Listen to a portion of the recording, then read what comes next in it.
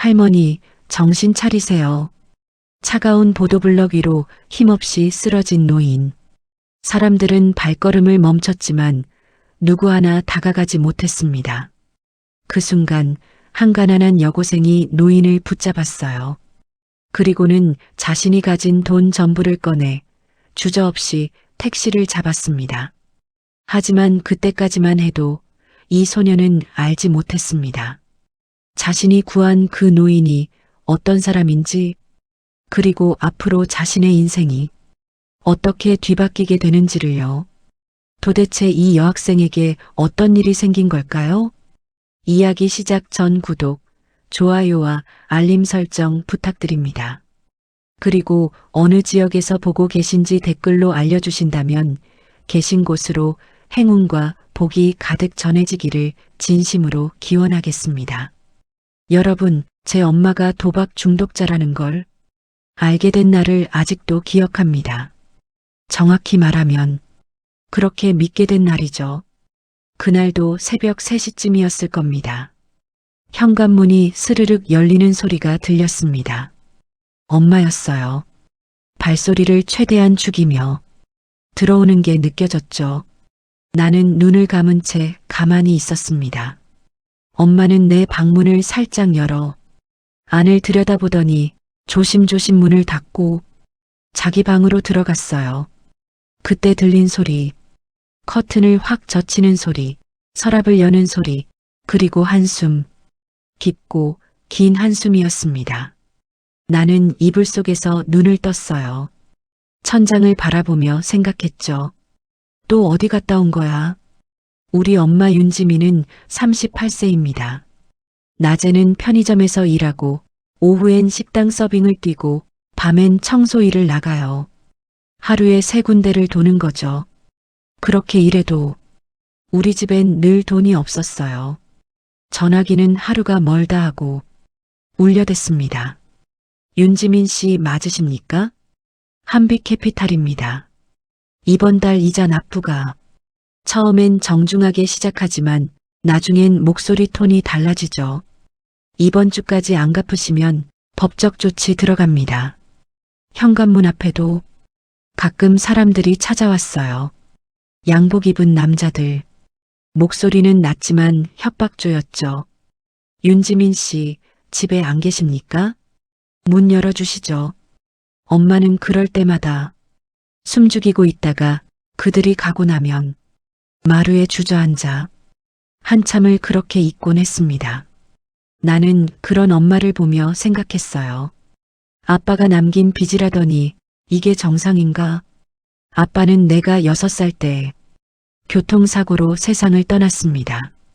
그때부터 빚이 시작됐다고 엄마는 말했어요. 아빠가 친구 보증을 잘못 썼다고 그게 눈덩이처럼 불어났다고요. 하지만 10년도 넘었는데 왜 아직도 이 모양인 걸까요? 고등학교 2학년이 되고 나서 나는 대학 진학을 고민하기 시작했습니다. 원래 꿈은 의대였어요. 하지만 현실을 보니 그건 불가능했죠. 등록금도 문제지만 이 집에서 6년을 더 버틸 자신이 없었거든요. 그래서 선택한 게 회계학과였습니다. 돈 때문에 휘둘리지 않는 어른이 되고 싶다. 그게 내 목표였어요. 책상 서랍 깊숙한 곳에는 작은 통장이 하나 숨겨져 있었습니다. 아르바이트로 모은 돈, 용돈 아껴 모은 돈. 한 푼, 두 푼 모아서 지금 60만 원 정도 됐어요. 고3 되면 이 집을 나간다. 그게 내 계획이었습니다. 엄마한테 미안한 마음? 없다면 거짓말이겠죠. 하지만 그것보다 더 큰 건 이 집에 더 있으면 나까지 무너질 것 같다는 두려움이었어요. 어느 날 학교를 마치고 집에 돌아오는 길이었습니다. 골목 어귀를 지나다가 나는 그 간판을 봤어요. 행운 게임장. 1층엔 형형색색 네온 사인이 깜빡이고 계단 입구엔 담배 연기가 자욱했죠. 그리고 그 계단을 올라가는 사람. 뒷모습만 봐도 알 수 있었어요. 엄마였습니다. 낡은 패딩, 해진 운동화, 조금 구부정한 어깨. 나는 그 자리에 얼어붙었어요. 설마 엄마가? 머릿속이 하얘졌습니다. 그 건물 3층엔 청소해야 할 사무실이 있다는 걸 나는 그때 몰랐어요. 엄마가 밤마다 나가는 곳이 바로 거기라는 것도요. 나는 그냥 1층 간판만 봤습니다. 행운 게임장. 그리고 확신했죠. 엄마가 도박을 하고 있구나. 집에 들어와 엄마 방문을 열었습니다. 엄마는 아직 안 들어왔고 방엔 빨래 냄새만 희미하게 남아 있었어요. 나는 이불을 들춰봤습니다. 베개 밑도 뒤졌죠. 그리고 서랍장 제일 아래 칸 낡은 수건 사이에서 그걸 발견했어요. 통장이었습니다. 표지가 너덜너덜한 오래된 통장. 앞면에 엄마 손글씨로 이렇게 적혀 있었어요. 소윤이 대학 등록금. 가슴이 뜨끔했습니다. 엄마가 나를 위해 모으고 있었구나. 떨리는 손으로 통장을 펼쳤어요. 첫 페이지엔 5만 원, 3만 원, 2만 원. 적은 금액들이 빼곡했습니다. 그리고 마지막 잔액 38만 원. 나는 그 숫자를 보며 헛웃음이 나왔어요. 1년 넘게 모아서 겨우 이것뿐이야? 엄마는 하루에 3군데씩 일을 나가잖아요. 그런데 1년이 넘도록 모은 게 고작 38만 원? 나머지는 다 어디로 간 거지? 그때 머릿속에 떠오른 건 아까 봤던 그 게임장 간판이었습니다. 역시 도박으로 날린 거야. 나는 통장을 도로 서랍 안에 넣고 방문을 닫았어요. 그날 밤 엄마는 평소보다 늦게 들어왔습니다. 나는 이불 속에서 엄마가 들어오는 소리를 들었어요. 현관에서 신발 벗는 소리, 부엌 쪽으로 걸어가는 발소리, 그리고 냉장고 문 여는 소리. 엄마는 뭔가를 꺼내더니 전자레인지를 돌렸어요. 3분쯤 지나 띵 하는 소리가 들렸죠. 이어서 숟가락 부딪히는 소리, 혼자 밥 먹는 소리였습니다. 나는 이불을 더 끌어당겨 귀를 막았어요. 미안하지만 나도 살아야 해. 그날 이후로 나는 엄마를 대하는 게 더 어색해졌습니다. 아침에 일어나면 엄마는 이미 나가고 없었고 저녁엔 내가 먼저 자는 척했어요. 대화는 점점 줄어들었죠. 밥은 먹었니? 응. 학교는 잘 다녀왔어? 응. 그게 전부였습니다. 책상 서랍 속 통장을 볼 때마다 나는 다짐했어요. 조금만 더 모으면 나갈 수 있어.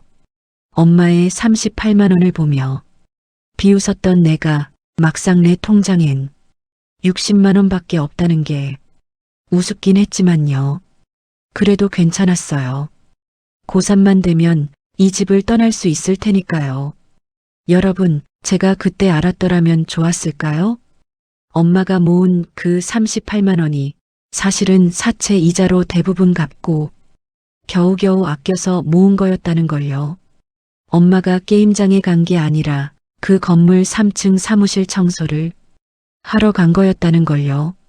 그걸 알았다면 내가 엄마를 그렇게 차갑게 대하진 않았을 겁니다. 하지만 그땐 몰랐어요. 나는 그냥 엄마가 도박 때문에 우리 집을 망쳤다고 믿었죠. 그리고 그 믿음은 내 마음속에 깊은 냉소로 자리 잡았습니다. 그로부터 이틀쯤 지났을 겁니다. 목요일 저녁 학원을 마치고 집으로 가는 길이었어요. 겨울바람이 매서웠습니다. 패딩 주머니에 손을 넣고 고개를 푹 숙인 채 걸었죠. 버스터미널 앞은 퇴근하는 사람들로 북적였어요. 모두들 바쁘게 걸어가고 누구 하나 주변을 돌아보지 않았습니다. 나도 그냥 지나치려던 순간이었어요. 어머, 저기 사람 쓰러졌어. 누군가의 외침에 사람들이 우르르 몰려들었습니다. 나도 고개를 돌렸어요. 터미널 입구 계단 아래 한 노인이 바닥에 쓰러져 있었습니다. 해진 검은 코트, 낡은 운동화, 손에는 검은 비닐봉지. 딱 봐도 동네 할머니 같았어요. 사람들은 둘러서서 핸드폰을 꺼내 들었습니다. 사진 찍는 사람, 영상 찍는 사람, 그냥 구경만 하는 사람. 누가 구급차 불러야 하는 거 아냐? 일단 찍고 신고는 나중에 하지 뭐. 그 말들이 귓가에 맴돌았어요. 노인의 얼굴은 창백했고 입술은 파래져 있었어요. 호흡이 가팠습니다. 이러다 정말 큰일 나겠는데. 누군가는 말했어요. 119 불렀어요. 근데 퇴근 시간이라 좀 늦을 수도 있대요. 늦을 수도 있다고? 이 추운 날씨에 이렇게 숨도 제대로 못 쉬는 사람을 그냥 기다리라고? 나는 주머니를 뒤졌습니다. 지갑 안에 든 돈, 오늘 아르바이트 급여로 받은 18만 4천 원. 원래는 오늘 통장에 입금하려던 돈이었어요. 이거 넣으면 80만 원 가까이 되는데 손이 떨렸습니다. 고3 되면 집 나간다는 계획, 그 계획을 위해 모은 돈인데 여기서 쓰면 또다시 시작이잖아요. 그때 노인이 신음소리를 냈어요. 가느다란 간신히 나오는 소리였습니다. 나는 그 소리를 듣는 순간 더 이상 망설일 수가 없었어요. 저 택시 좀 잡아주세요. 주변 사람들이 놀란 듯 나를 쳐다봤습니다. 학생, 구급차 오는데 왜? 늦으면 어떡하냐고요. 지금 당장 병원 가야 할 것 같은데. 나는 손을 들어 택시를 세웠어요. 기사님이 창문을 내리며 물었습니다. 어디 가세요? 가까운 큰 병원 응급실이요. 제발 빨리 가주세요. 주변 사람 몇 명이 도와줬어요. 노인을 조심스럽게 들어 택시 뒷좌석에 눕혔습니다. 나도 얼른 옆에 타고 기사님께 말했어요. 최대한 빨리 부탁드려요. 택시는 경적을 울리며 차들 사이를 비집고 나갔습니다. 뒷좌석에서 나는 노인의 손을 잡았어요. 차갑고 말랐습니다. 뼈만 앙상한 손이었어요. 할머니, 버티세요. 조금만 버티시면 돼요. 마음속으로 계속 그렇게 말했습니다. 병원까지는 10분 정도 걸렸어요. 응급실 앞에 도착하자마자 나는 밖으로 뛰어나가 의료진을 불렀습니다. 여기요. 사람 쓰러졌어요. 간호사와 의사가 달려왔고 노인을 들것에 실어 안으로 들어갔어요. 나는 그 뒤를 따라갔습니다. 응급실 대기실, 형광등 불빛이 하얗게 내려앉은 공간. 나는 플라스틱 의자에 앉아 멍하니 손을 내려다봤어요. 손에는 아직 노인의 차가운 온기가 남아있는 것 같았습니다. 간호사가 다가왔어요. 보호자세요? 아니요. 길에서 쓰러진 걸 봐서. 그러시구나. 그럼 연락처만 남겨주시겠어요? 나중에 연락드릴 수도 있으니까요. 나는 휴대폰 번호를 적어줬습니다. 간호사는 고맙다는 말을 하고 다시 안으로 들어갔어요. 창구 직원이 불렀습니다. 택시비하고 응급처치비 먼저 계산하셔야 하는데요. 네. 나는 지갑을 꺼냈어요. 18만 4천 원 중에서 택시비 3만 5천 원, 응급처치비 10만 원. 계산하고 나니 손에 남은 건 4천 원짜리 지폐 한 장뿐이었습니다. 영수증을 받아들고 나는 한참을 그 자리에 서 있었어요. 이제 통장엔 60만 원. 오늘 쓴 돈까지 생각하면 사실상 다시 제자리네. 허탈했습니다. 아니, 허탈하다기보단 뭐라 표현할 수 없는 기분이었어요. 후회는 아니었어요. 그냥 내가 왜 이랬을까 하는 묘한 감정이었달까요? 병원 밖으로 나왔습니다. 집까지는 버스로 2정거장. 하지만 주머니엔 4천 원밖에 없었어요. 교통카드 충전도 안 돼 있었고요. 그냥 걸어갈까? 나는 패딩 지퍼를 목까지 올리고 찬바람을 맞으며 걷기 시작했습니다. 12월 밤 공기는 칼처럼 차가웠어요. 발걸음을 옮길 때마다 운동화 밑창 구멍으로 찬기운이 스며들었습니다. 엄마도 이렇게 추운 날 밤늦게 청소하러 다니는구나. 그 생각이 문득 들었어요. 그러다가 고개를 저었습니다. 아니지. 엄마는 청소하러 가는 게 아니라 도박하러 가는 거잖아. 다시 차가운 냉소가 올라왔어요. 집에 도착했을 땐 손발이 거의 얼어붙을 것 같았습니다. 현관문을 열고 들어가니 이번에도 엄마는 없었어요. 거실엔 불이 꺼져 있었고 식탁 위엔 랩으로 덮인 김밥만 덩그러니 놓여 있었습니다.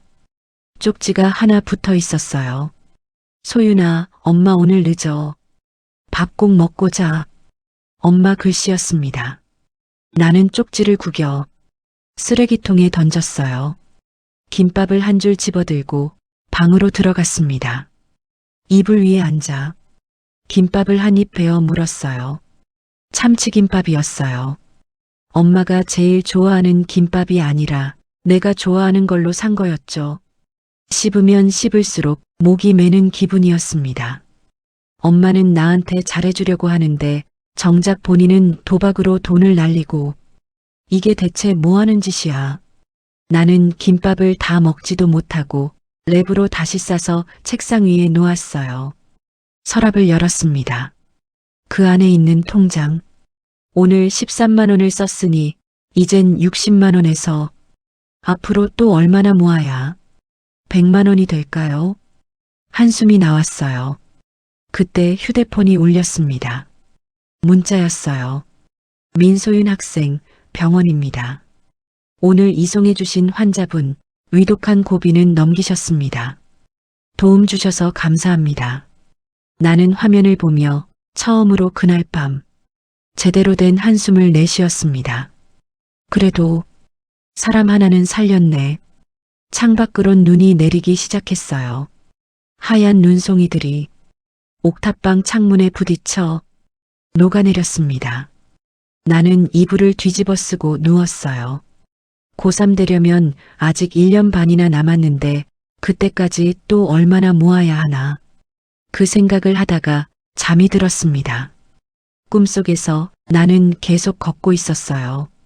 끝이 보이지 않는 긴 길을 혼자서. 다음 날 아침 학교 가는 길은 평소와 다를 게 없었어요. 추운 날씨, 서둘러 걷는 사람들, 익숙한 버스 정류장. 하지만 학교 정문 앞에 도착했을 때 뭔가 이상했습니다. 아이들이 웅성웅성 모여 있었어요. 야, 저거 봐. 헐, 진짜 대박인데? 완전 회장님 차잖아. 나는 고개를 들었습니다. 학교 정문 바로 앞 검은색 대형 세단 한 대가 멈춰 서 있었어요. 번호판은 4자리. 유리창은 까맣게 선팅이 돼 있고 차체는 반짝반짝 빛났습니다. 뭐지? 누가 온 거야? 그때 뒷문이 열렸어요. 중년 남자 한 명이 내렸습니다. 깔끔한 정장, 반듯하게 빗어넘긴 머리, 손에는 가죽 서류 가방. 그는 주변을 둘러보더니 곧장 나를 향해 걸어왔습니다. 민소윤 학생 맞지요? 나는 깜짝 놀라 뒤로 한 발짝 물러섰어요. 네, 저 누구신데요? 남자는 명함을 꺼내 내밀었습니다. 한빛캐피탈 비서실장 박도연. 한빛캐피탈. 그 이름을 보는 순간 머릿속이 하얘졌어요. 우리 집 빚을 쥐고 있는 회사. 엄마한테 매일같이 전화하는 그 회사. 저희 엄마가 또 뭐. 박도연은 손을 내저었습니다. 아닙니다. 그런 일로 온 게 아니에요. 그는 한 발짝 더 가까이 다가왔어요. 주변 학생들의 시선이 일제히 우리 쪽으로 쏠렸습니다. 누군가는 벌써 휴대폰을 꺼내 동영상을 찍기 시작했어요. 어제 저녁 터미널 앞에서 어르신 한 분을 병원까지 모셔다 주셨죠? 아, 네, 그분이 바로 저희 회장님이십니다. 네, 나는 귀를 의심했어요. 어제 내가 구한 그 할머니가 한빛캐피탈 회장이라고? 회장님께서 꼭 전해드리라고 하셨습니다. 박도연은 안주머니에서 두툼한 봉투를 꺼냈어요. 흰색 봉투, 두께로 봐선 적어도 수백만 원은 들어있을 것 같았습니다. 학생분께 감사의 뜻을 전하고 싶다고요. 주변이 술렁였습니다. 야, 저거 돈 봉투 아냐? 완전 대박. 부럽다 진짜. 나는 봉투를 보다가 어제 쓴 13만 원을 떠올렸어요. 그리고 엄마 방에 숨겨져 있던 38만 원짜리 통장도요. 이 돈만 받으면 당장 집 나갈 수 있을지도 몰라. 손이 저절로 움직일 뻔했습니다. 하지만 나는 고개를 저었어요. 죄송하지만 전 받을 수 없어요. 박도연의 눈이 커졌습니다. 학생, 이건 정당한 보답입니다. 사양하실 필요 없어요. 아니에요. 나는 한 발짝 뒤로 물러섰습니다. 그때는 그냥 해야 할 일을 했을 뿐이에요. 돈 받으려고 한 게 아니라서요. 주변 아이들 사이에서 웅성거림이 더 커졌습니다. 와, 진짜 개념 있다. 나 같으면 무조건 받는다. 박도연은 난처한 표정을 지었어요. 학생, 회장님께서 그리고요. 나는 주변을 둘러봤습니다. 수십 명의 학생들이 우리를 지켜보고 있었어요. 휴대폰을 든 아이들도 많았죠. 많은 사람들 앞에서 이렇게 받는 건 저희 엄마가 싫어하실 것 같아요. 엄마가, 뭐? 네. 남 돕는 건 티 안 내고 하는 거라고 우리 엄마가 그랬거든요. 사실 엄마가 직접 한 말은 아니었어요. 하지만 엄마라면 분명 그렇게 말했을 것 같았습니다. 여러분, 이상하죠? 엄마가 도박으로 돈을 날린다고 믿으면서도 엄마의 말을 떠올리며 거절하다니요. 나도 그때 내 마음이 이해가 안 갔어요. 박도연은 잠시 말이 없었습니다. 그러다 천천히 봉투를 도로 집어넣고 대신 명함 한 장을 꺼내 내밀었어요. 알겠습니다. 대신 이거라도 받아주세요. 혹시라도 어려운 일 있으면 언제든 연락하십시오. 나는 명함을 받았습니다. 박도연은 공손하게 허리를 숙이고 다시 차에 올라탔어요. 검은 세단은 천천히 출발했고 나는 그 자리에 멍하니 서 있었습니다. 손 안에 명함, 한빛캐피탈 비서실장 박도연, 그 밑에 적힌 전화번호. 학생들이 내 주변으로 모여들었어요. 야, 너 진짜 대박이다. 그 돈 얼마였을 것 같아? 근데 진짜 안 받을 거야? 나 같으면 받았는데. 나는 대답하지 않고 그냥 교실로 향했습니다. 수업 시간 내내 나는 집중할 수가 없었어요. 창밖만 멍하니 바라봤습니다. 내가 구한 사람이 한빛캐피탈 회장이었다니. 우리 집 빚을 쥐고 있는 회사의 회장. 묘한 기분이었어요. 점심시간이 됐을 때 반 아이들이 웅성거리기 시작했습니다. 야, 이거 봐.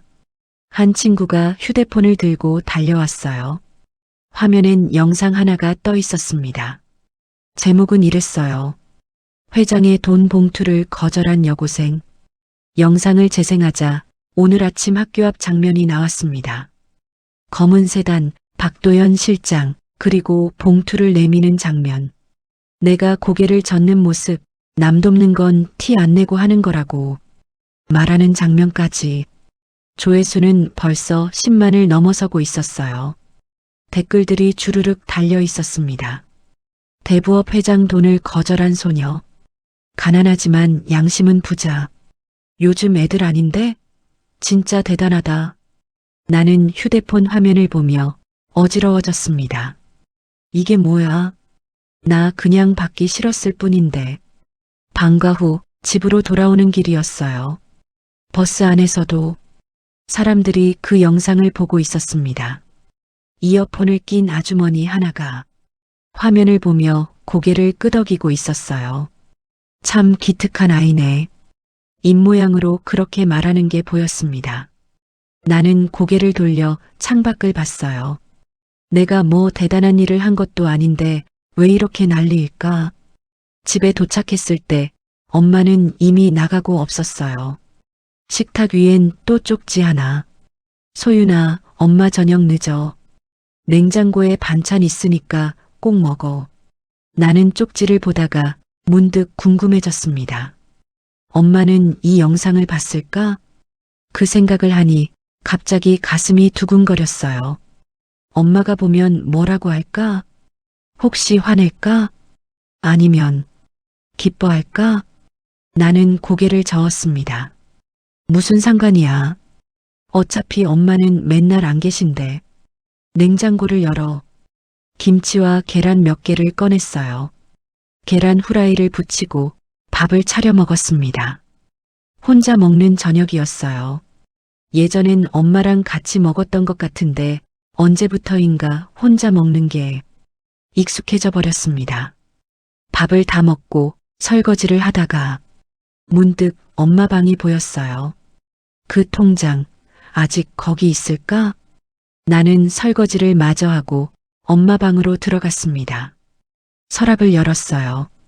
낡은 수건 사이 통장이 그대로 있었습니다. 소윤이 대학 등록금. 펼쳐보니 잔액은 여전히 38만 원. 변한 게 없었어요. 그런데 이상했습니다. 통장 뒤쪽에 뭔가 종이 같은 게 끼워져 있었어요. 나는 조심스럽게 꺼냈습니다. 한빛캐피탈 독촉장이었어요. 연체 이자 320만 원. 원금 잔액 8,500만 원. 숫자를 보는 순간 숨이 막혔습니다. 8,500만 원? 이자만 320만 원? 이게 말이 돼? 손이 떨렸어요. 아빠가 남긴 빚이 이렇게 큰 줄은 몰랐습니다. 엄마가 하루에 3군데 일을 해도 이걸 어떻게 다 갚아요? 나는 독촉장을 도로 통장 뒤에 끼우고 서랍을 닫았습니다.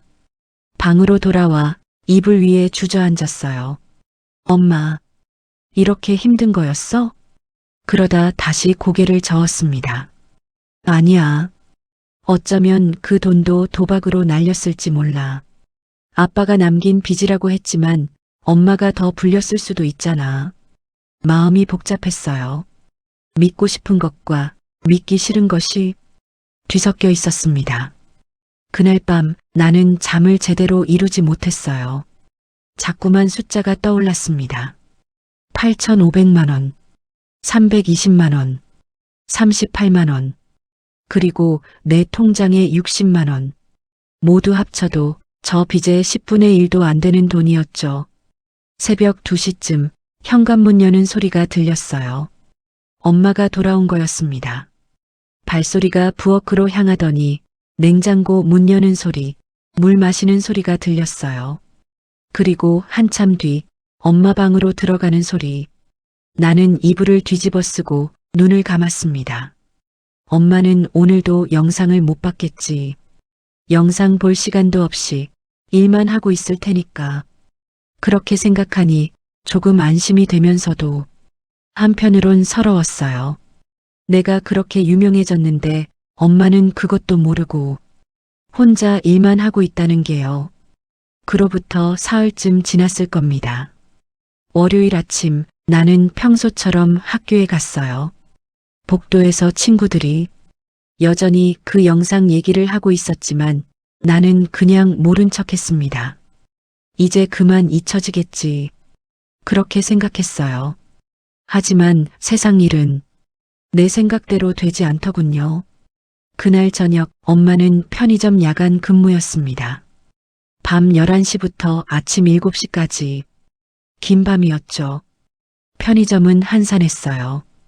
가끔 술 취한 사람 하나, 택배 찾으러 온 사람 하나, 그렇게 드문드문 손님이 올 뿐이었습니다. 엄마는 카운터에 앉아 유통기한 지난 도시락을 정리하고 있었어요. 그때 휴대폰이 울렸습니다. 친구 경숙이었어요. 엄마의 몇 안 되는 친구. 같은 동네 사는 비슷한 처지의 아줌마였죠. 여보세요, 경숙아. 지민아, 너 인터넷 봤어? 인터넷? 무슨? 너희 딸 영상 떴더라. 한빛캐피탈 회장 구해준 거. 지금 완전 난리 났어. 엄마의 손이 멈췄습니다. 뭐라고? 카톡으로 링크 보낼게. 얼른 봐봐. 전화가 끊기고 곧바로 카톡이 왔어요. 엄마는 떨리는 손으로 링크를 눌렀습니다. 영상이 재생됐어요. 학교 앞 검은 세단, 정장 입은 남자, 그리고 내가 고개를 젓는 모습. 남 돕는 건 티 안 내고 하는 거라고 우리 엄마가 그랬거든요. 내 목소리가 편의점 안에 울려 퍼졌습니다. 엄마는 화면을 보다가 스크롤을 내렸어요. 화면 하단 작은 자막이 떠 있었습니다. 한빛캐피탈 회장 윤경자, 시민 도움으로 위기모면. 윤경자. 그 이름을 보는 순간 엄마의 손에서 휴대폰이 미끄러질 뻔했습니다. 윤경자. 20년 만에 보는 이름이었어요. 엄마의 머릿속이 하얘졌습니다. 그리고 기억이 떠올랐어요. 20년 전 2002년 겨울, 엄마는 20살이었습니다. 대학교 1학년 겨울 방학을 맞아 집에 들어온 날이었죠. 거실 소파에는 남자친구가 앉아 있었어요.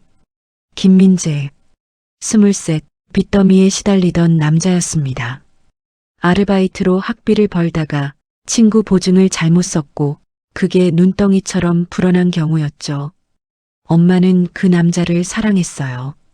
가난하지만 성실하고 힘들어도 웃음을 잃지 않는 사람이었거든요. 그리고 엄마는 그때 그의 아이를 임신하고 있었습니다. 외할머니 윤경자는 호텔 로비에서 엄마를 불렀어요. 지민아, 똑바로 들어. 당장 그 남자와 끊어. 그리고 아이는 포기해. 엄마, 우리 집안 이미지에 이런 흠은 있을 수 없어. 대부업하는 집안 딸이 빚쟁이 남자 만났다는 소문 나면 회사 망하는 거야. 엄마는 떨리는 목소리로 말했습니다. 빚은 제가 같이 갚을게요. 아이는 포기 못해요. 그때 외할머니의 손바닥이 날아왔어요. 딱이었습니다. 엄마의 뺨이 화끈거렸죠. 그 남자 하나 살리겠다고 우리 회사를 망칠 셈이냐? 너 그렇게 이기적인 애였니? 엄마, 이기적인 건 엄마잖아요. 엄마는 눈물을 삼키며 말했어요. 외할머니는 차갑게 말했습니다. 좋아. 그럼 선택해. 아이를 포기하고 집에 남든가 그 남자를 택하고 다시는 이 집에 발을 들이지 않든가. 엄마는 한참을 침묵했어요. 그리고 천천히 입을 열었습니다. 그럼 전 나갈게요. 저 나갈게요. 엄마 없이 살 수 있어요. 외할머니의 얼굴이 일그러졌습니다.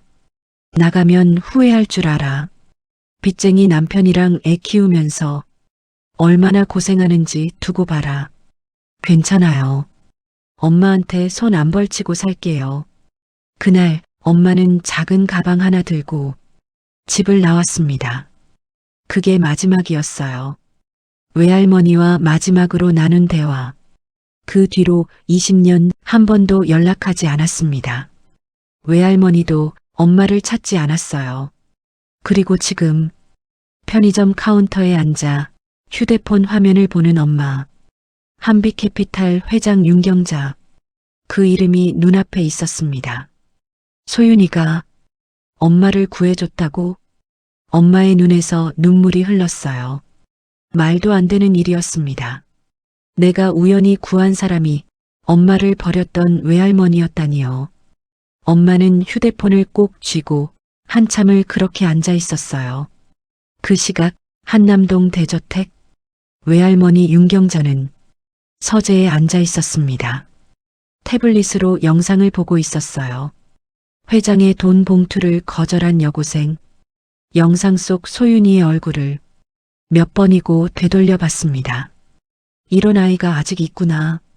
외할머니는 중얼거렸어요. 여러분, 그때 외할머니가 느낀 감정은 뭐였을까요? 고마움? 미안함? 아니면 그저 신기함? 저도 잘 모르겠어요. 어쩌면 세 가지 감정이 다 섞여 있었을지도 모릅니다. 외할머니는 비서실장에게 전화했습니다. 도연 씨, 저 학생 자세히 조사 좀 해줘. 네, 회장님. 다음 날 아침 보고서 한 장이 외할머니 앞에 놓였습니다. 이름 민소윤, 나이 17세, 학교 고등학교 2학년, 모친 윤지민 38, 부친 김민재 사망, 부친 사망 후 남은 빚 8,500만 원, 주소 구동 옥탑방, 특이사항 성적 우수, 한부모 가정. 외할머니의 눈이 윤지민이라는 이름에 멈췄습니다. 확실해? 사진은? 박도연은 또 다른 서류를 내밀었어요. 편의점 CCTV 캡처 사진이었습니다. 야간에 물건을 정리하는 여자의 뒷모습, 옆얼굴이 살짝 보였어요. 외할머니는 사진을 보는 순간 숨이 멎는 것 같았습니다. 20년 전 집을 나가던 그 딸, 분명했어요. 지민이. 외할머니의 손이 떨렸습니다. 내가 무슨 짓을 한 거지? 그날 이후 외할머니는 며칠 동안 서재에만 틀어박혀 있었어요. 밥도 제대로 먹지 않았습니다. 집사가 물었죠. 회장님, 어디 편찮으십니까? 아니, 괜찮아. 하지만 괜찮지 않았어요. 가난한 여고생의 선행 이야기였던 사건이 갑자기 자신의 죄와 마주하는 거울로 변해버렸습니다. 외할머니는 창밖을 바라봤어요. 넓은 정원, 잘 가꿔진 나무들, 값비싼 차들이 늘어선 차고, 이 모든 걸 지키려고 딸을 버렸습니다.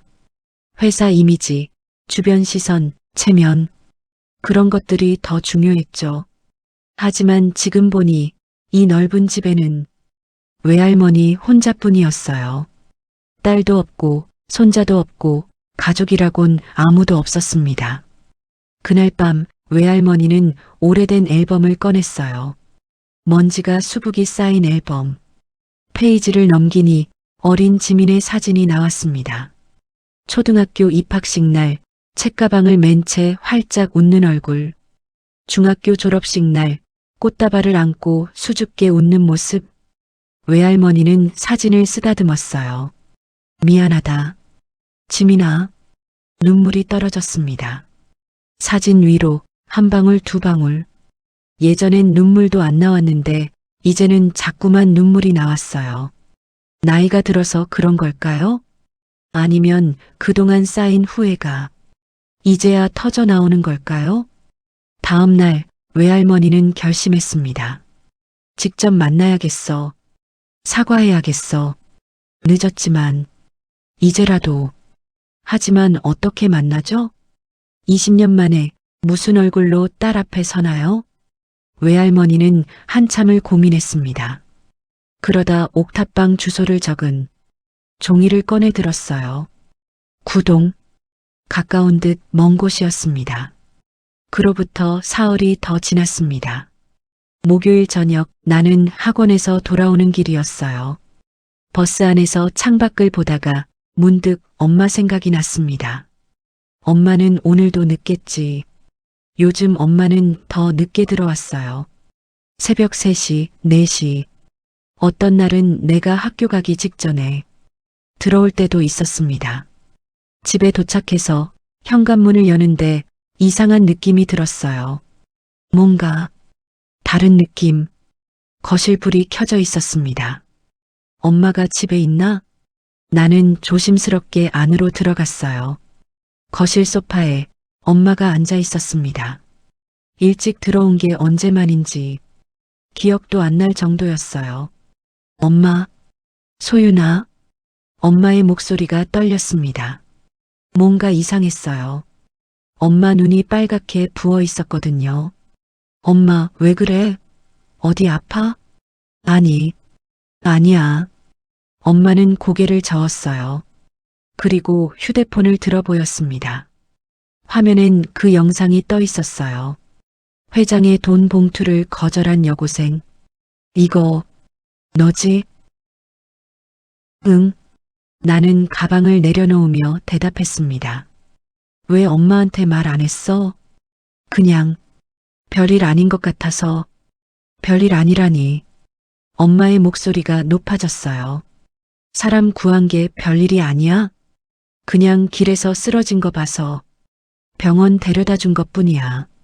특별한 거 없어. 엄마는 한참을 나를 바라봤습니다. 그러다 조용히 물었어요. 근데 그 사람이 한빛캐피탈 회장이라는 거 너 알았니? 응, 나중에 알았어. 그래서 기분이 어땠어? 나는 소파에 앉았습니다. 모르겠어. 그냥 좀 이상했어. 이상하다니? 우리 집 빚 때문에 맨날 전화하는 회사 회장을 내가 구했다는 게 말이야. 엄마는 아무 말도 하지 않았어요. 나는 엄마를 쳐다봤습니다. 엄마, 그 빚 정말 아빠가 남긴 거 맞아? 뭐? 서랍에서 봤어. 독촉장 8,500만 원이라고 적혀 있더라. 엄마의 얼굴이 하얗게 질렸습니다. 너, 내 방을. 미안해. 근데 궁금했어. 도대체 우리 집 빚이 얼마나 되는지. 나는 숨을 깊이 들이쉬고 묻고 싶었던 말을 꺼냈습니다. 엄마, 솔직하게 말해줘. 도박 안 하는 거 맞지? 엄마는 눈을 크게 떴어요. 뭐라고? 나 봤어. 엄마가 게임장으로 들어가는 거. 그날 이후로 계속 생각했어. 엄마가 하루에 3군데씩 일하는데 왜 돈이 없는지, 왜 빚이 안 줄어드는지. 엄마는 아무 말도 하지 못했습니다. 그냥 입술만 떨고 있었어요. 나는 계속 말했습니다. 통장도 봤어. 소윤이 대학 등록금이라고 적힌 거. 근데 거기 38만 원밖에 없더라. 1년 넘게 모은 게 그것뿐이야? 나머지는 다 어디 갔어? 소윤아, 말해줘, 엄마. 내가 뭘 잘못 알고 있는 건지 아니면 내 생각이 맞는 건지. 엄마는 한참을 입을 열지 못했어요. 그러다 천천히 말했습니다. 게임장. 아니야. 뭐? 난 게임장 간 게 아니라 그 건물 3층 사무실 청소하러 간 거야. 나는 멈칫했습니다. 청소? 응. 밤 11시부터 새벽 2시까지. 주 5일. 그게 내 3번째 일자리야. 엄마는 눈물을 닦았어요. 그리고 통장. 그 38만 원이 내가 할 수 있는 전부였어. 무슨 소리야? 엄마가 그렇게 일하는데 매달 이자만 60만 원이야. 원금은 건드리지도 못해. 3군데 일해서 번 돈 거의 다 이자로 나가. 엄마의 목소리가 떨렸습니다. 밥값, 집세, 전기료 내고 나면 남는 게 거의 없어. 그래도 너한테 쓸 돈은 조금이라도 남겨두고 싶었어. 그게 그 38만 원이야. 나는 아무 말도 할 수 없었어요. 저도 그 순간엔 뭐라 말해야 할지 몰랐습니다. 머릿속이 새하얘지더군요. 엄마는 계속 말했어요. 내 아빠는 정말 좋은 사람이었어. 빚을 진 것도 친구를 도우려다 그렇게 된 거야. 그럼 왜 이렇게까지 커진 거야? 고금리야. 20년 전에 500만 원이었던 게 이자에 이자가 붙어서 지금 8,500만 원이 된 거지. 엄마는 손으로 얼굴을 가렸어요. 미안해. 소윤아, 내가 이런 환경에서 자라게 해서 대학 등록금도 제대로 못 모아줘서 나는 그제야 알았습니다. 엄마가 게임장에 간 게 아니라는 것. 엄마가 날린 돈이 아니라는 것. 엄마가 나를 위해 할 수 있는 전부를 하고 있었다는 것. 엄마, 나는 엄마 옆에 앉았어요. 미안해. 엄마 오해했어. 괜찮아. 엄마는 고개를 저었습니다. 엄마가 다 말해주지 못한 게 잘못이야. 너무 부끄러워서 차마 말을 못했어. 우리는 한참을 그렇게 앉아 있었어요. 말없이. 그냥 나란히. 그때 초인종이 울렸습니다. 띵동. 엄마와 나는 서로를 쳐다봤어요. 누구지? 모르겠어. 이 시간에. 나는 일어나 현관으로 갔습니다. 인터폰 화면을 보니 한 노인이 서 있었어요. 검은 코트를 입고 손에는 아무것도 들지 않은, 자세히 보니 어디서 본 것 같은 얼굴이었습니다. 엄마, 이 사람 누구야? 엄마가 다가와 화면을 봤어요. 그리고 그 순간 숨이 멎는 것처럼 멈췄습니다. 엄마, 엄마의 입술이 떨렸어요. 윤경자, 뭐? 한빛캐피탈 회장, 윤경자. 나는 다시 화면을 봤습니다. 아, 그 할머니? 내가 구했던? 초인종이 다시 울렸어요. 띵동. 엄마는 현관문 손잡이를 잡았지만 열지 못했습니다. 손이 떨리고 있었어요. 엄마, 문 안 열어? 소윤아. 엄마는 나를 보며 말했어요. 저 사람은 내 외할머니야. 뭐? 나는 귀를 의심했습니다. 한빛캐피탈 회장이 우리 집 빚을 쥐고 있는 그 사람이 내 외할머니라고? 엄마, 그게 무슨... 엄마는 대답하지 않았어요. 그냥 문을 열었습니다. 철컥. 문이 열리고 외할머니와 엄마가 마주했어요. 20년 만의 재회였습니다. 외할머니는 떨리는 목소리로 말했어요. 지민아. 엄마는 차갑게 대답했습니다. 무슨 일이세요? 내 얘기 좀 하고 싶어서. 이제 와서 무슨 얘기를 하시려고요? 엄마의 목소리엔 날이 서 있었습니다. 외할머니는 한 발짝 다가서려 했지만 엄마가 손을 내밀어 막았어요. 들어오시지 마세요. 지민아, 제발. 제가 어떤 삶을 살았는지 엄마는 아세요? 엄마의 목소리가 떨렸습니다. 남편이 남긴 빚 갚으려고 하루에 3군데씩 일하고 사채 이자 못 막아서 애가 보는 앞에서 욕먹고. 그때 엄마는 어디 계셨어요? 외할머니는 아무 말도 하지 못했어요. 나는 두 사람을 번갈아 봤습니다. 엄마의 떨리는 어깨, 외할머니의 구부정한 등, 그리고 계단 아래 어둠 속에 섰던 외할머니의 그림자. 예전엔 크고 위압적이었을 그림자가 지금은 왠지 작고 외로워 보였어요. 외할머니는 천천히 무릎을 꿇었습니다. 계단 위 차가운 시멘트 바닥에. 미안하다. 지민아. 정말 미안하다. 68살 노인이 딸 앞에서 무릎을 꿇는 모습. 나는 그 장면을 보며 숨을 제대로 쉴 수가 없었어요. 엄마도 말을 잇지 못했습니다. 한참 뒤 엄마가 조용히 말했어요. 돌아가세요. 우린 엄마 없이도 살아왔어요. 지민아. 20년 동안 한 번도 안 찾아오시던 분이 이제 와서 무슨 얼굴로 오셨어요? 엄마는 문을 닫으려 했습니다. 하지만 외할머니가 말했어요. 한빛캐피탈 빚 다 없앨게. 원금도 이자도 전부 탕감해 줄게. 엄마의 손이 멈췄습니다. 뭐라고요? 그리고 소윤이 대학 등록금도 생활비도 전부 내가 책임질게. 제발 한 번만 용서해줘. 나는 두 사람 사이에 서서 무슨 말을 해야 할지 몰랐어요. 빚이 없어진다? 대학 등록금을 내준다고? 그럼 우리 삶이 달라지는 거잖아요. 하지만 엄마의 표정은 여전히 차갑기만 했습니다.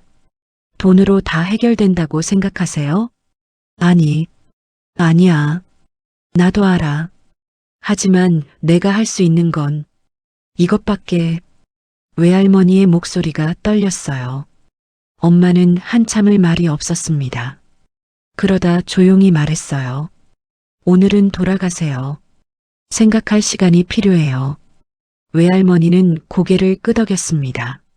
천천히 일어서서 계단을 내려갔어요. 한 칸 한 칸. 노인의 뒷모습이 어둠 속으로 사라졌습니다. 문이 닫히고 엄마와 나는 거실에 주저앉았어요. 아무 말도 하지 못한 채 그날 밤 우리 집엔 긴 침묵만 흘렀습니다. 그날 밤 나는 잠을 이루지 못했어요. 천장을 보며 누워 있었습니다.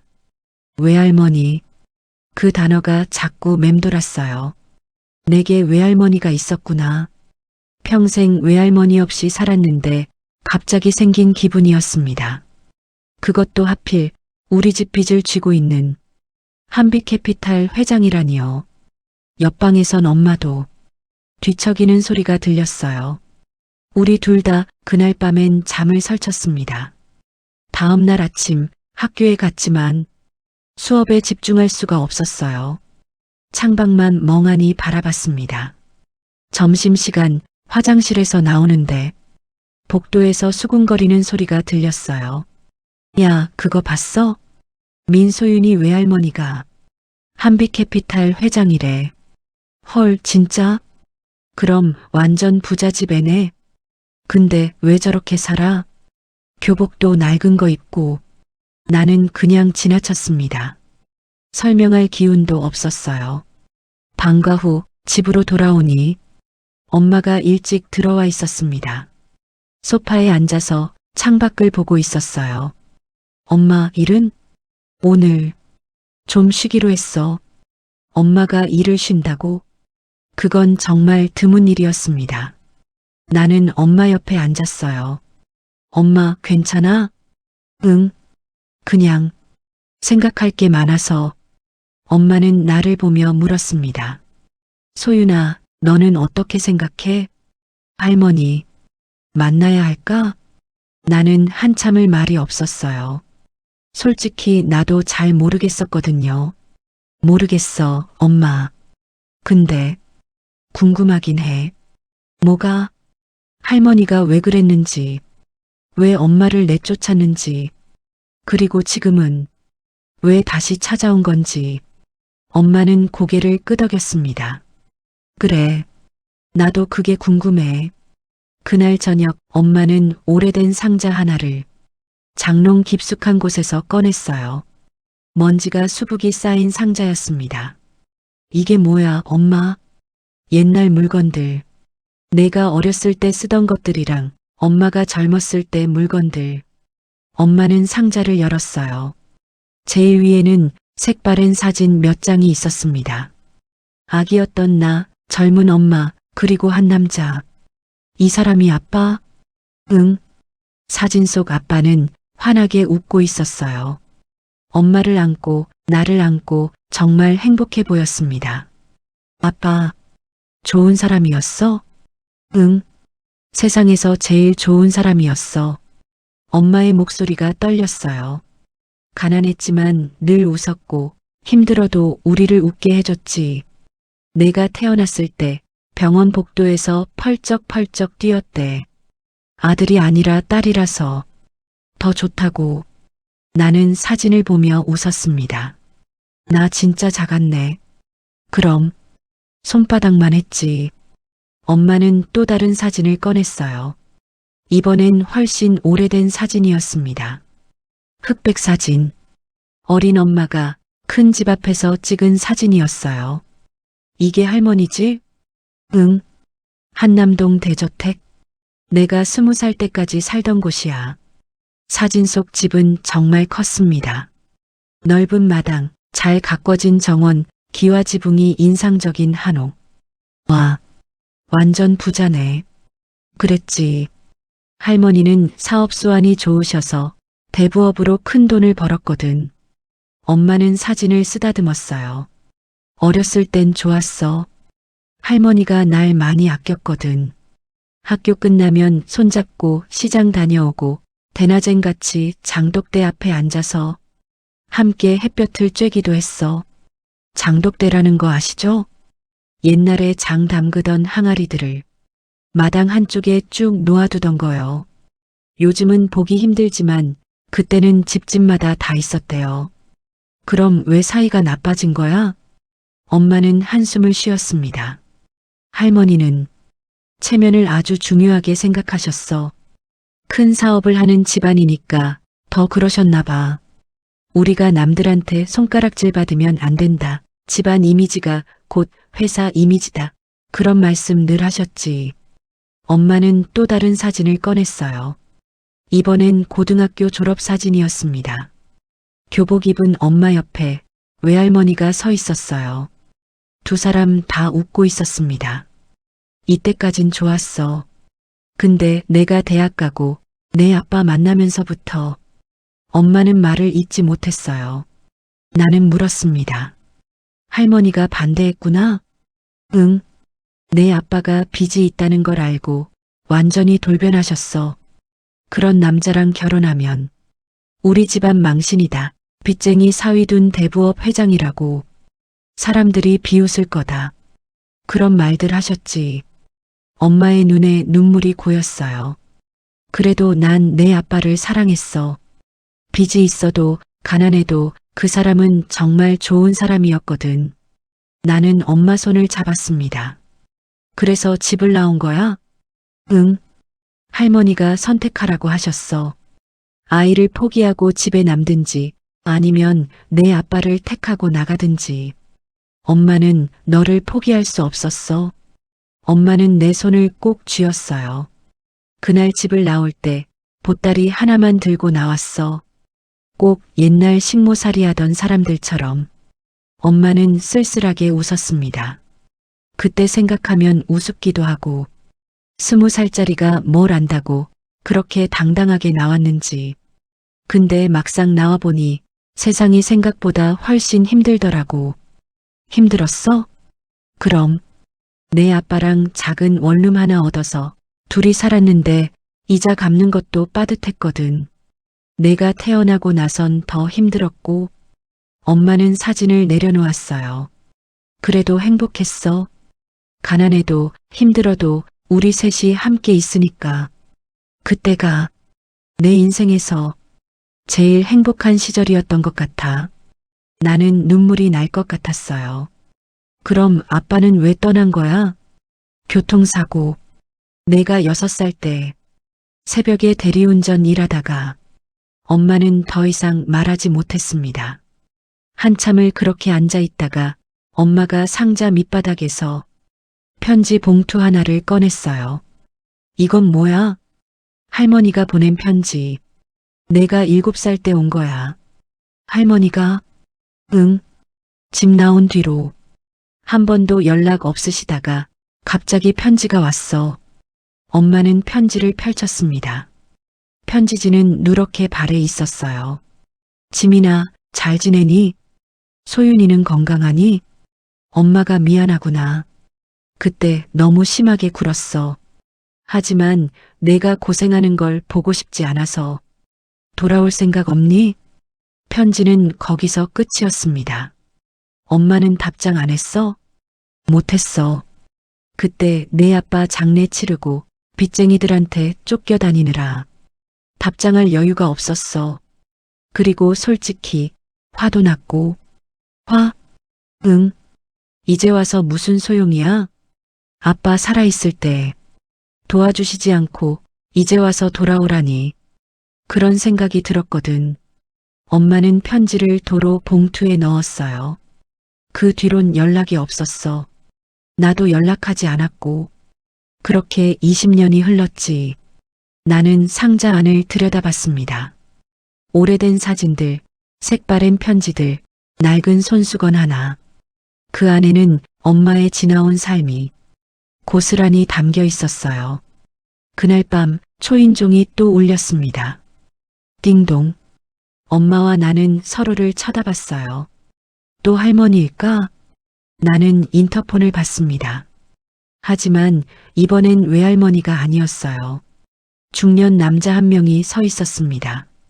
낯선 얼굴. 정장 차림이지만 박도연 실장과는 다른 느낌이었어요. 누구시죠? 남자는 웃으며 말했습니다. 안녕하세요. 주간지 기자 최진우라고 합니다. 민소윤 학생 계시죠? 네. 근데 무슨 일이세요? 잠깐 인터뷰 좀 하고 싶어서요. 회장 구한 여고생 기사 쓰려고 하는데 직접 얘기 좀 들어볼 수 있을까요? 엄마가 다가왔습니다. 죄송하지만 저희 인터뷰 안 합니다. 아, 그러시지 마시고요. 좋은 기사 쓸게요. 그리고 남자는 목소리를 낮췄습니다. 한빛캐피탈 회장이 민소윤 학생 외할머니라는 거 사실이죠? 엄마와 나는 얼어붙었습니다. 뭐? 뭔 소리예요? 다 알고 있습니다. 윤경자 회장이 며칠 전 이 집 찾아온 것도 알아요. 사진도 있고요. 남자는 휴대폰을 꺼내 사진 한 장을 보여줬어요. 계단 위에서 무릎 꿇은 외할머니의 모습, 우리가 몰래 찍힌 거였습니다. 재미있는 스토리죠. 딸을 빚지옥에 버린 대부업 회장, 가난한 손녀에게 목숨 구원받은 채무자들의 여왕. 제목 괜찮지 않습니까? 엄마의 얼굴이 하얗게 질렸어요. 나가세요. 당장 나가세요. 물론 이 기사는 안 나갈 수도 있죠. 회장님이 원하신다면요. 남자는 능글맞게 웃었습니다. 제 연락처 남겨둘게요. 회장님한테 전해주시면 되겠습니다. 그는 명함을 건네주고 돌아서서 계단을 내려갔어요. 문이 닫히고 엄마와 나는 그 자리에 주저앉았습니다. 엄마, 어떻게? 모르겠어. 엄마는 명함을 집어들었어요. 주간지 더 트루스 기자 최진우. 이 사람, 할머니한테 돈 달라고 할 거야. 뭐? 협박이야.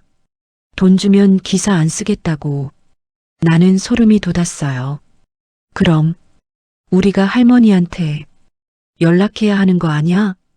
엄마는 한참을 말이 없었습니다. 모르겠어, 소윤아. 진짜 모르겠어.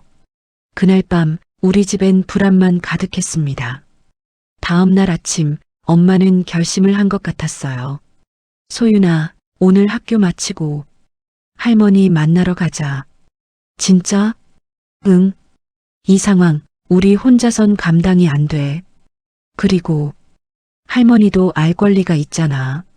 나는 고개를 끄덕였습니다. 학교가 끝나고 엄마와 나는 한남동으로 향했어요. 버스를 2번 갈아타고 걸어서 10분쯤 더 가니 높은 담장이 나타났습니다. 여기가 할머니 집이야? 응. 대문 앞엔 인터폰이 있었어요. 엄마는 한참을 망설이다가 버튼을 눌렀습니다. 네, 누구십니까? 낯익은 목소리였어요. 박도연 실장이었습니다. 저, 윤지민입니다. 어머니 계시면 뵙고 싶은데요. 잠시 침묵이 흘렀어요. 그러더니 잠시만 기다리세요라는 말과 함께 전화가 끊겼습니다. 5분쯤 지나 대문이 열렸어요. 박도연 실장이 직접 나왔습니다. 어서 오십시오. 회장님께서 기다리고 계십니다. 우리는 정원을 가로질러 큰 집 안으로 들어갔어요. 마루를 지나 넓은 거실을 지나 서재 문 앞에 섰습니다. 박도연 실장이 문을 두드렸어요.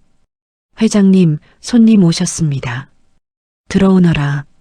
문이 열리고 외할머니가 책상 앞에 앉아 있었어요.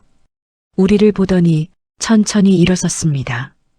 지민아, 소윤아, 목소리가 떨렸습니다. 앉으렴. 우리는 소파에 앉았어요. 외할머니도 맞은편에 앉았습니다. 한참 동안 아무도 말을 꺼내지 못했어요. 엄마가 먼저 입을 열었습니다. 어머니, 어제 이상한 기자가 왔어요. 기자? 주간지 기자래요. 최진우라는 사람. 어머니가 우리 집에 오신 것도 알고 사진도 찍었대요. 외할머니의 얼굴이 굳었습니다. 뭐라고? 엄마는 명함을 꺼내 보였어요. 외할머니는 명함을 보더니 즉시 비서실장을 불렀습니다. 도연 씨, 이 사람 조사 좀 해봐. 네, 회장님. 박도연 실장이 나가고 다시 침묵이 흘렀어요. 나는 외할머니를 바라봤습니다. 사진으로만 봤을 땐 차갑고 무서운 사람 같았는데 지금 보니 그냥 늙은 할머니였어요. 주름진 얼굴, 구부정한 어깨, 떨리는 손. 외할머니가 나를 보며 말했습니다. 소윤아, 너, 나 기억하니? 터미널에서, 네, 할머니가 쓰러지신 거 제가 병원에 모셔다 드렸어요. 고맙다. 내가 아니었으면 난 아마 외할머니는 말을 잇지 못했어요. 그때 문이 열리고 박도연 실장이 들어왔습니다. 회장님, 조사 결과 나왔습니다. 뭐래? 최진우, 39세. 주간지 기자 맞습니다만 평판이 좋지 않습니다. 협박성 취재로 몇 번 고소당한 전력이 있고요. 외할머니는 고개를 끄덕였어요. 그럴 줄 알았어. 엄마가 물었습니다. 어떻게 하실 거예요? 외할머니는 잠시 생각에 잠겼습니다. 그러더니 천천히 말했어요. 나 기자회견 열겠다. 네, 내가 직접 다 말할 거야. 20년 전 일도 너희 얘기도 전부 다. 엄마는 놀란 표정을 지었어요. 어머니, 그럼 회사는 어떻게 되는데요? 모르겠다. 어떻게 되든 이번엔 체면 때문에 너희를 버리고 싶지 않아. 외할머니의 눈에 눈물이 고였습니다. 20년 전에도 난 체면 때문에 너를 버렸어. 회사 이미지, 주변 시선, 그런 게 더 중요했지. 하지만 이젠 그런 거 다 필요 없어. 엄마는 아무 말도 하지 못했어요. 지민아, 어머니가 정말 미안하다. 그때 너를 지켜주지 못해서 너와 소윤이를 이렇게 힘들게 만들어서 정말 미안하다. 외할머니는 소파에서 일어나 엄마 앞에 무릎을 꿇었습니다. 어머니, 엄마가 황급히 외할머니를 붙잡았어요. 일어나세요. 이러시면 안 돼요. 안 돼. 내가 이렇게라도 해야 내 마음이 조금 편할 것 같아. 두 사람은 그렇게 서로를 붙잡고 울었습니다. 나도 눈물이 났어요. 그 순간이 어땠냐고요? 말로 표현하기 힘들 정도로 복잡한 감정이 밀려왔습니다. 슬프기도 하고 안쓰럽기도 하고 그러면서도 왠지 따뜻했어요. 한참 뒤 엄마가 눈물을 닦으며 말했어요. 어머니, 기자회견은 다시 생각해 보세요. 회사 일도 있고 주변 시선도 있잖아요. 괜찮아. 20년 동안 그런 것들 때문에 살았어. 이젠 진짜 중요한 게 뭔지 알아. 외할머니는 나를 보며 말했습니다. 소윤아, 할머니 미안하구나. 내가 이렇게 힘든 환경에서 자라게 해서 이제라도 할머니가 도와줄게. 할머니, 대학 등록금도 생활비도 내가 원하는 거 다 해줄게. 그러니까 할머니 용서해 줄 수 있겠니? 나는 엄마를 쳐다봤어요. 엄마는 눈물을 닦으며 고개를 끄덕였습니다. 나도 천천히 고개를 끄덕였어요.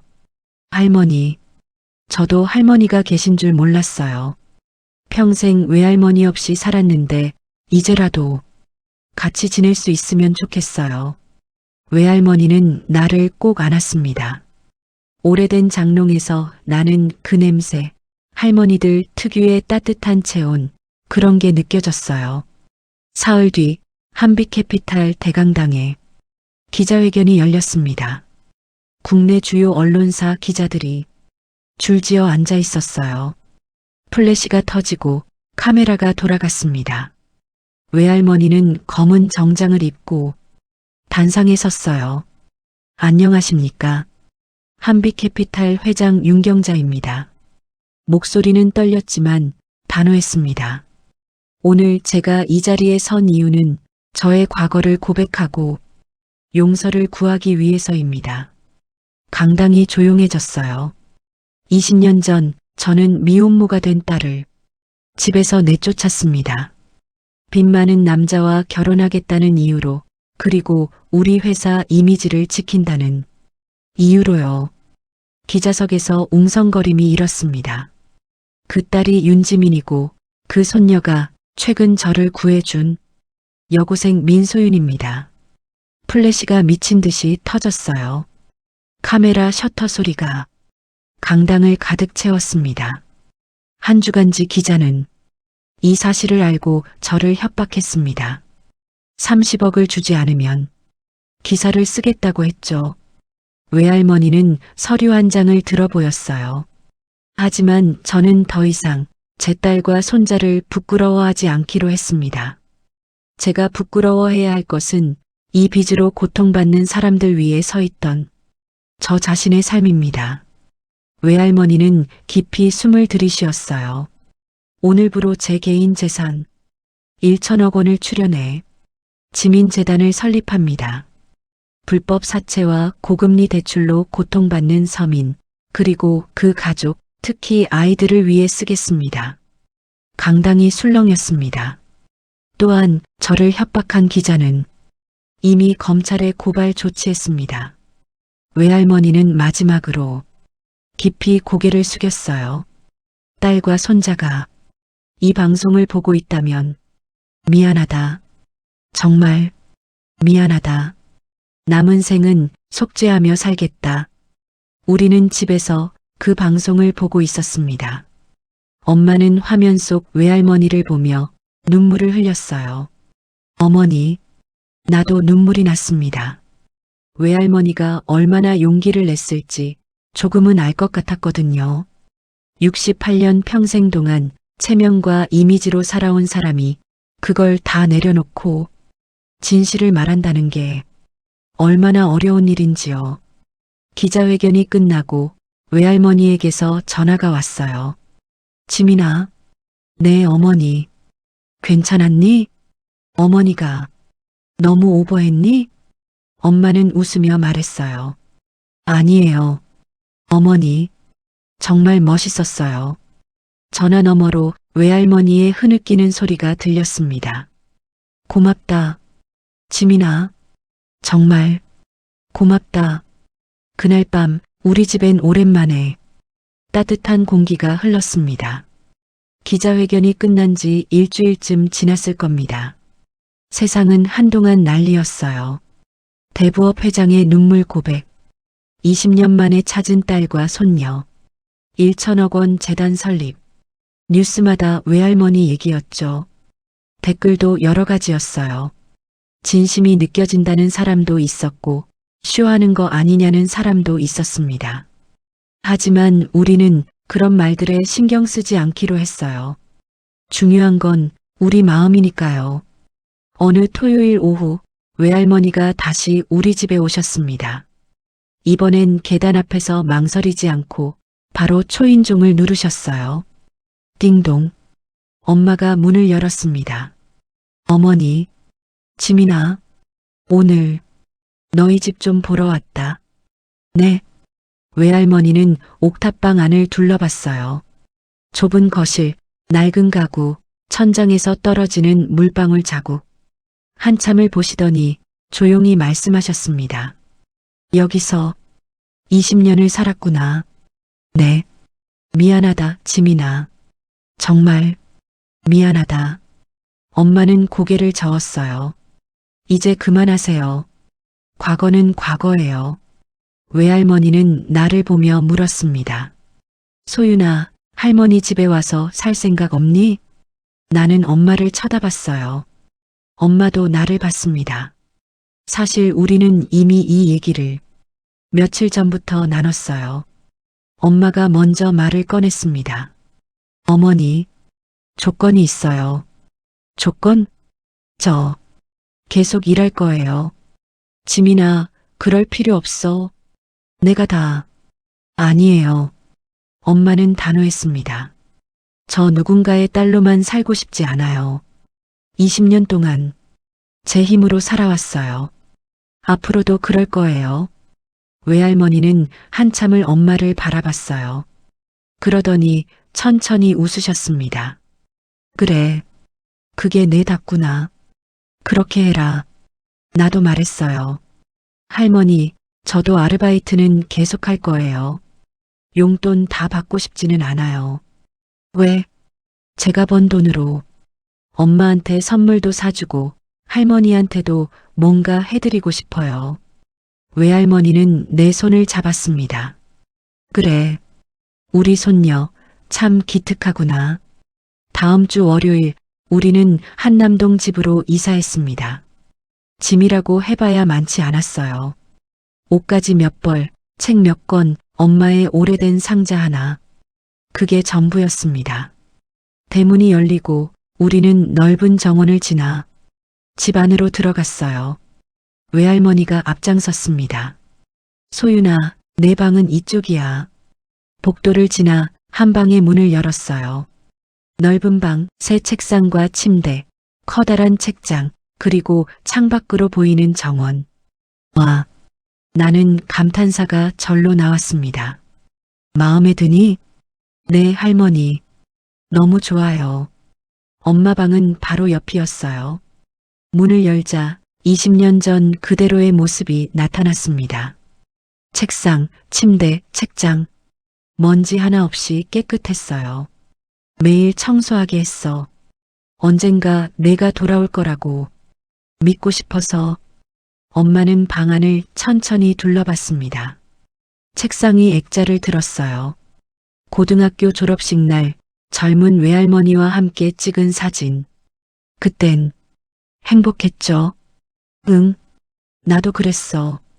두 사람은 서로를 바라보며 웃었습니다. 여러분, 그때 그 미소가 어떤 미소였냐고요? 슬프기도 하고, 그립기도 하고, 그러면서도 따뜻한 그런 미소였어요. 예전처럼 완전히 돌아갈 순 없지만, 그래도 이제라도 함께할 수 있다는 그런 미소였습니다. 첫 저녁 식사, 넓은 식탁에 된장찌개와 여러 반찬이 놓였어요. 외할머니가 직접 끓인 찌개였습니다. 맛이 어떠니? 나는 한 숟가락 떠서 먹었어요. 맛있어요, 할머니. 다행이다. 오래간만에 해봐서 맛이 예전 같을까 걱정했어. 엄마가 말했어요. 어머니 된장찌개 정말 오래간만이에요. 맛 그대로네요. 정말? 네. 제가 어렸을 때 먹던 그 맛이에요. 세 사람은 밥을 먹으며 이런저런 이야기를 나눴어요. 학교 이야기, 일 이야기, 재단 이야기. 20년의 공백이 있었지만 조금씩 그 빈자리를 채워가는 중이었습니다. 식사가 끝나고 나는 정원으로 나갔어요. 저녁 해가 지고 있었습니다. 마당 한쪽에는 오래된 장독대가 있었어요. 엄마가 얘기했던 바로 그 장독대. 항아리들이 줄지어 서 있었습니다. 나는 장독대 옆에 앉았어요. 하늘을 올려다봤습니다.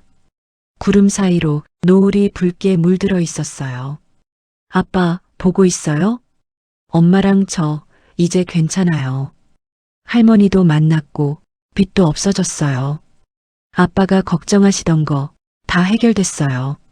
마음속으로 그렇게 말했습니다. 그때 엄마가 나왔어요. 소윤아, 뭐해?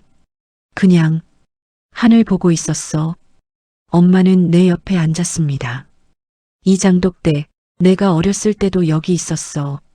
엄마도 여기 앉았어?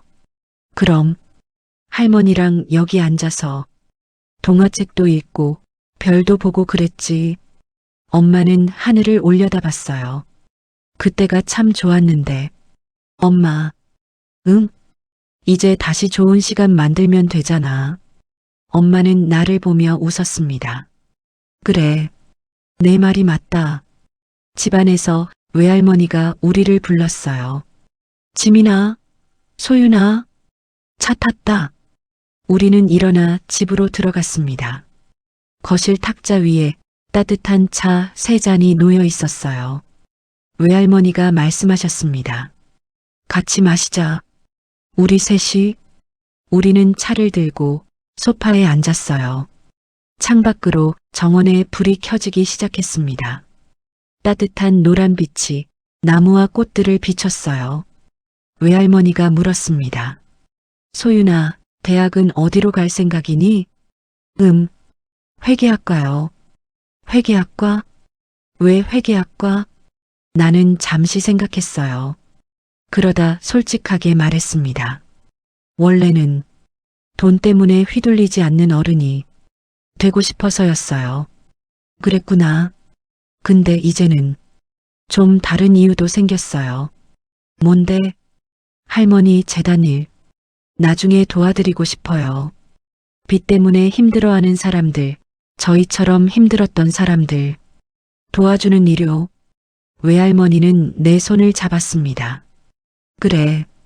할머니랑 같이 하자. 우리 손녀. 엄마도 웃으며 말했어요. 그럼 나도 도울게. 청소일 그만두고 재단에서 일하면 안 될까? 외할머니는 놀란 표정을 지었어요. 정말? 네. 어머니 혼자 하시기 힘드실 것 같아서요. 고맙다, 지민아. 우리 셋은 서로를 바라보며 웃었습니다. 거실벽에 세 사람의 그림자가 드리워졌어요. 더 이상 따로 떨어진 실루엣이 아니라 한 화면 안에서 겹쳐지는 가족의 그림자. 그날 밤 나는 새 방 침대에 누워 천장을 바라봤어요. 옥탑방에선 늘 천장에서 물이 떨어지는 소리가 들렸는데 여기선 그런 소리가 없었습니다. 조용하고 포근하고 따뜻했어요. 하지만 이상하게도 옥탑방 생각이 났습니다. 좁았지만 엄마랑 둘이서 김밥 나눠 먹던 그 방. 그래도 나쁘지 않았어. 그렇게 생각하니 마음이 편해졌어요. 힘들었던 시간도 결국 내 삶의 일부니까요. 그 시간이 있었기에 지금 이 순간이 더 소중하게 느껴지는 거겠죠. 여러분, 우리 이제라도 우리 인생부터 챙기자고요. 서운한 마음 너무 오래 혼자 끌어안고 있지 말자고요. 늦었다고 생각할 때가 진짜 시작일 수도 있으니까요. 나는 눈을 감았습니다. 창밖에선 바람 소리가 들렸고 복도에선 엄마와 외할머니가 이야기하는 소리가 희미하게 들렸어요. 내일은 어떤 하루가 될까? 그 생각을 하다가 나는 편안하게 잠이 들었습니다. 따뜻한 집에서 가족과 함께 오늘의 이야기가 당신의 마음에 작은 울림을 드렸다면 앞으로도 여러분에게 잔잔한 위로가 되는 이야기들로 찾아뵐 수 있도록 구독과 좋아요를 눌러주세요. 그리고 사연의 주인공을 위한 따뜻한 말씀도 댓글로 부탁드립니다.